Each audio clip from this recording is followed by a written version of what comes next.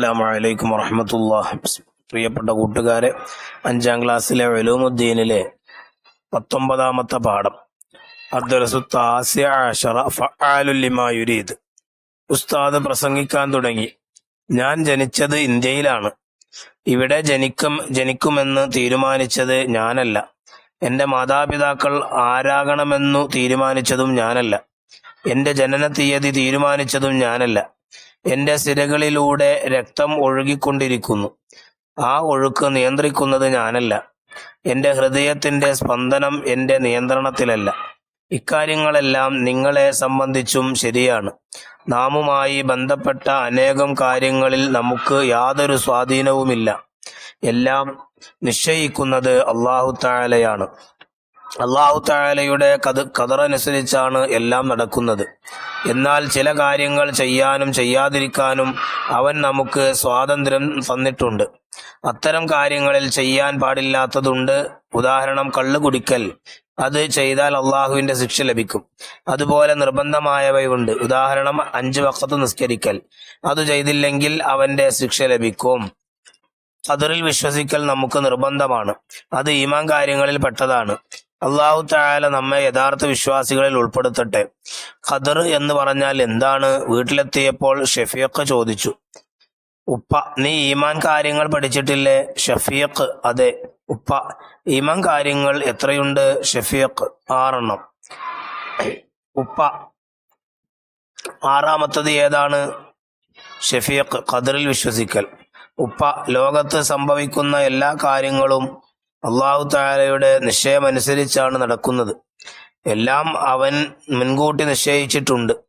ജനനം, മരണം, രോഗം, ആരോഗ്യം, വളർച്ച, തളർച്ച തുടങ്ങി ചെറുതും വലുതുമായ എല്ലാ കാര്യങ്ങളും അല്ലാഹു തആലയുടെ തീരുമാനമനുസരിച്ചാണ് നടക്കുന്നത്.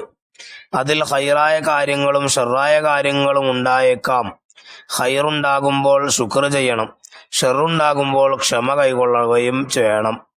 ഇങ്ങനെ ചെയ്യുന്നവരാണ് പരലോകത്ത് ഉന്നത പദവി കൈവരിക്കുന്നത്. പരലോകത്ത് ഉന്നത പദവി കൈവരിക്കുന്നവരിൽ അല്ലാഹു തആല നമ്മെ ഉൾപ്പെടുത്തട്ടെ. ആമീൻ. അൽ ഖൈറു വശ്ശർറു ബിമശിയത്തില്ല. ഖൈറും ഷർറുമെല്ലാം അല്ലാഹു തആലയുടെ തീരുമാനമനുസരിച്ചാണ്. ഇനി അവിടെ അതിന്റെ അർത്ഥങ്ങൾ കാണാം, അത് വായിച്ച് പഠിക്കുക.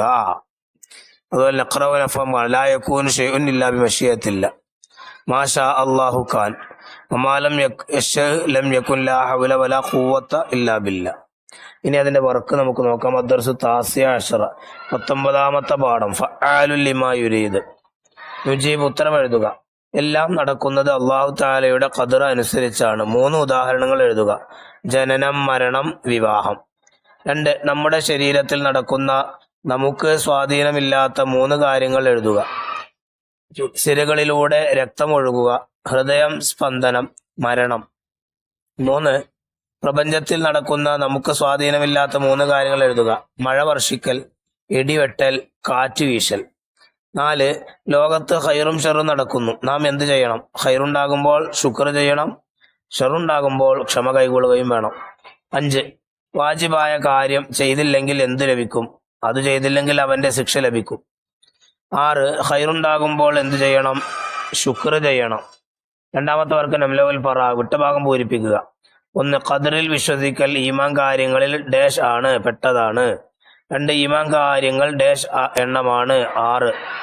3, ഈമാൻ കാര്യങ്ങളിൽ 3ാമത്തേത് ഡാഷ് ആണ്, കിതാബുകളിൽ വിശ്വസിക്കൽ. 4, നമുക്ക് ഷർറുകൾ സംഭവിച്ചാൽ ഡാഷ് കൈക്കൊള്ളണം, ക്ഷമ. ഇനി 3 ചേരുമ്പടി ചേർക്കുക. വിപരീത പദങ്ങൾ പരസ്പരം ചേർക്കുക. രോഗം, സി. പിന്നെ ഏതാണ്? ആരോഗ്യം.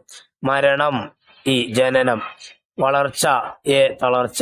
ഉദയം, ബി. അസ്തമയം. നല്ലത്, ഡി. മോശപ്പെട്ടത്.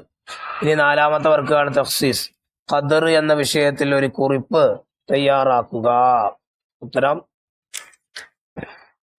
അല്ലാഹു തആലയുടെ ഖദർ അനുസരിച്ചാണ് എല്ലാം നടക്കുന്നത്. എന്നാൽ ചില കാര്യങ്ങൾ ചെയ്യാനും ചെയ്യാതിരിക്കാനും അവൻ നമുക്ക് സ്വാതന്ത്ര്യം തന്നിട്ടുണ്ട്. അത്തരം കാര്യങ്ങളിൽ ചെയ്യാൻ പാടില്ലാത്തതുണ്ട്. ഉദാഹരണം, കള്ളുകുടിക്കൽ. അത് ചെയ്താൽ അള്ളാഹുവിന്റെ ശിക്ഷ ലഭിക്കും. അതുപോലെ നിർബന്ധമായവയുമുണ്ട്. ഉദാഹരണം, 5 വഖത്ത് നിസ്കരിക്കൽ. അത് ചെയ്തില്ലെങ്കിൽ അവന്റെ ശിക്ഷ ലഭിക്കും. അസ്സലാമു അലൈക്കും വറഹ്മത്തുള്ളാഹി വബറകാതുഹു.